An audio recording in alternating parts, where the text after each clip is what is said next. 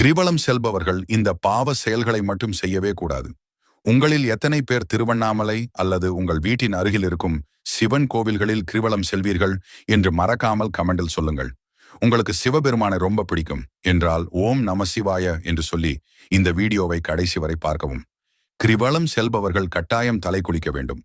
அதே போல் அசைவம் சாப்பிட பின் கிரிவலம் செல்லக்கூடாது. கிரிவலம் சுற்றுவதற்கு 2 நாள் முன்பே அசைவம் சாப்பிடுவதை தவிர்த்துக் கொள்வது மிக நல்லது. நெற்றியில் திருநீர் இல்லாமல் கிரிவலம் செல்லக்கூடாது. அதேபோல் சிவனின் நாமத்தை சொல்லிக்கொண்டே மனதில் வேற எந்த ஒரு சிந்தனையும் இல்லாமல் மற்றும் கதைகளை பேசிக்கொண்டே செல்லக்கூடாது. சிவனே போற்றி என்று நினைத்து கொண்டுதான் செல்ல வேண்டும். கிரிவலம் முடித்த பின் அசைவ கடைகள் மற்றும் ஹோட்டல் செல்லக்கூடாது. நேராக வீட்டிற்கு தான் செல்ல வேண்டும். இடையில் யார் வீட்டிற்கும் போகக்கூடாது. வீட்டில் சமைக்கும் உணவை தான் சாப்பிட வேண்டும்.